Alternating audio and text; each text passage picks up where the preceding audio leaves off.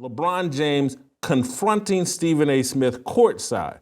And most people, lip readers, people that have seen this, I think they're trying to say LeBron said something about, hey man, keep my son out of this. And so that's LeBron James getting very smoky with Stephen A. Smith courtside. Stephen A. Smith has gone on television and confirmed that LeBron confronted him. Let's go ahead and play Stephen A. Smith's explanation of LeBron James confronting him. I believe this is SOT number 4. Let's play that clip. That was LeBron James coming up to me, unexpectedly, I might add, to confront me about making sure that I mind what I say about his son. Can't repeat the words because they ain't suited for FCC airwaves. That's what he was doing. I thought long and hard about this over the last few hours because I had no intentions, Molly, of talking about this at all. Yeah. And the reason why is because it was a one-on-one, I wouldn't say a conversation, but it was a one-on-one confrontation. But then I wake up and everybody from ESPN and my agent and everybody else were sending me that this thing had gone viral. And so ultimately it was unavoidable, and that is why I have to discuss it now. That wasn't a basketball player confronting me. That was a parent. That was a father. And I can't sit here and be angry or feel slighted by LeBron James in any way in that regard.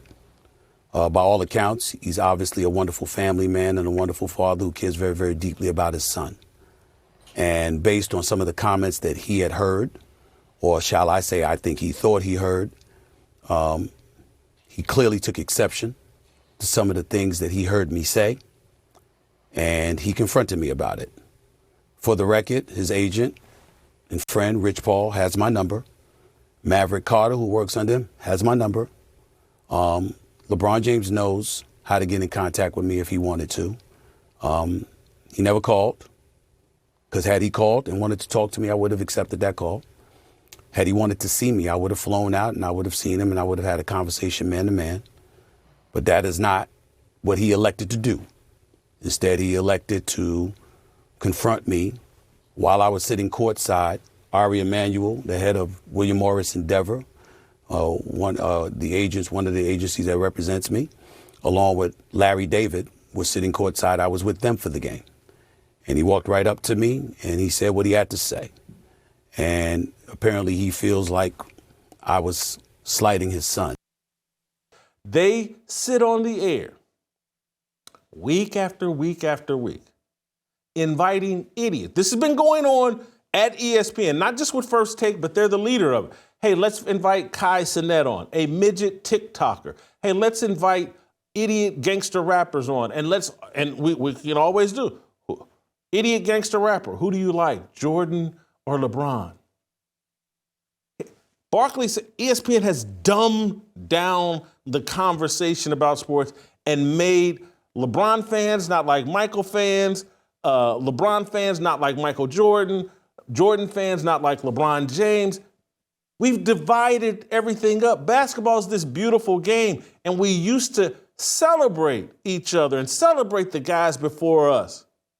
But now ESPN, driven by Skip Bayless and Stephen A. Smith, and this whole embrace debate movement started by Jamie Horowitz that has never gone away, it's destroyed the NBA. So again, Barkley's pointing the finger at ESPN. LeBron James, he's pretending like he's upset about Bronny James and the way Stephen A. Smith talks about Bronny James. That's the justification, because he doesn't want to tell LeBron James, or he doesn't want to tell Stephen A. Smith and the rest of the media what he's really upset about. He's never liked the way he's been covered by ESPN. LeBron James, as I said, and some of you all don't understand me, and Steve Kim came on here and just defended or just attacked me for my argument that, like, hey, man, I'm just telling you, LeBron James is sitting there saying, ESPN, Skip Bayless, and now Stephen A. Smith, they have been milking the LeBron James cow for 20 years straight. And Stephen A. Smith and LeBron James is saying, at my expense. They pitted me against Michael Jordan. And as I read to you all earlier this week or late last week when I started this discussion, that when I read to you all, here's Skip Bayless, when LeBron James is 21 years old and just lost a tough playoff series, I think to the Detroit Pistons.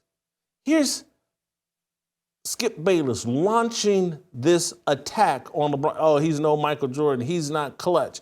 He doesn't have the clutch gene. He's blah.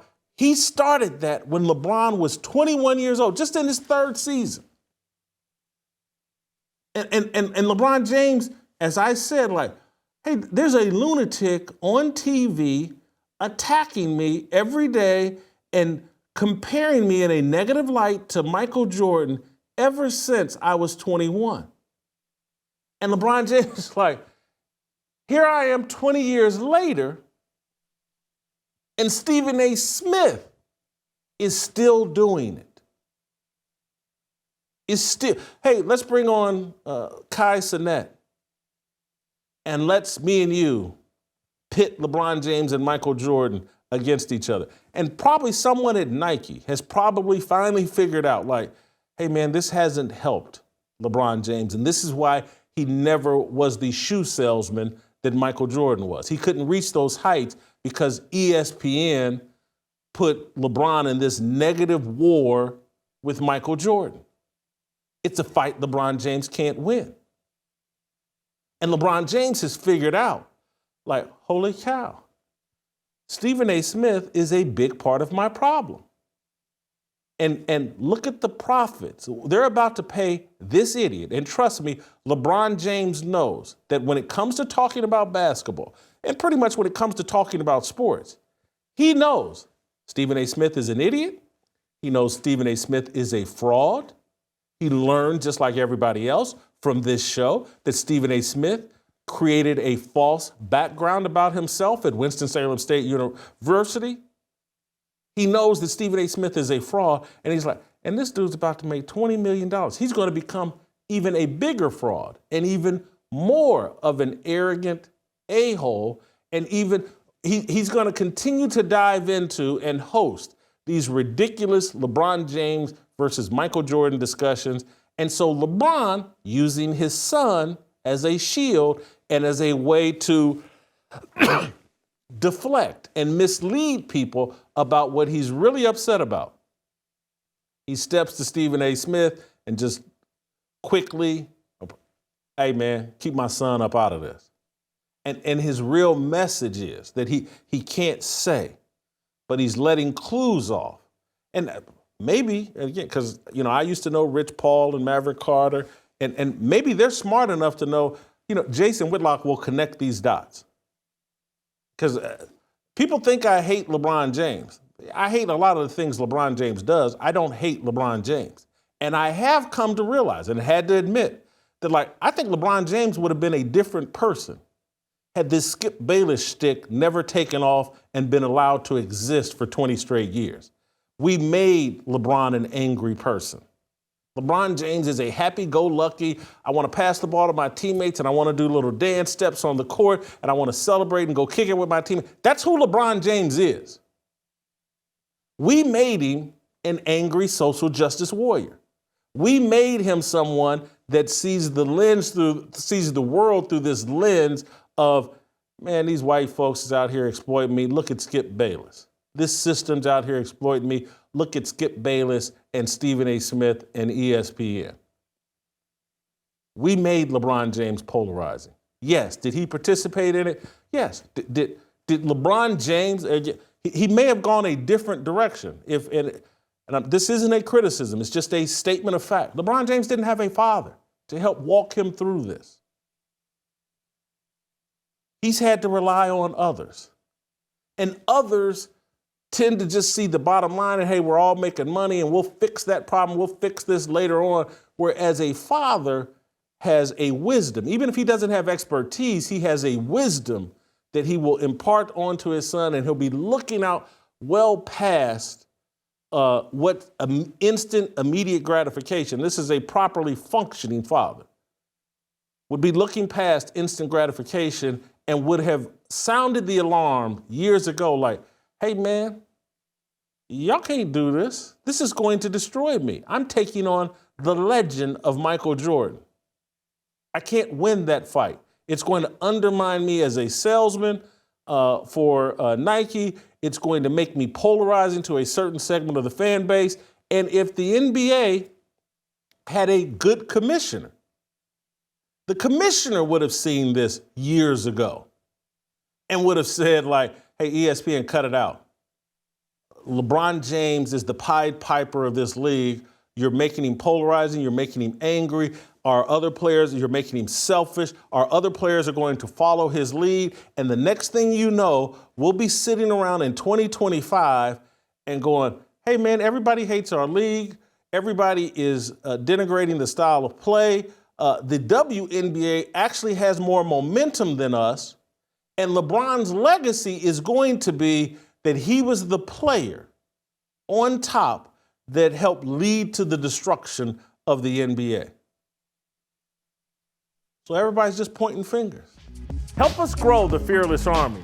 Pound that like button, subscribe to the channel, and share this video with all your fearless friends.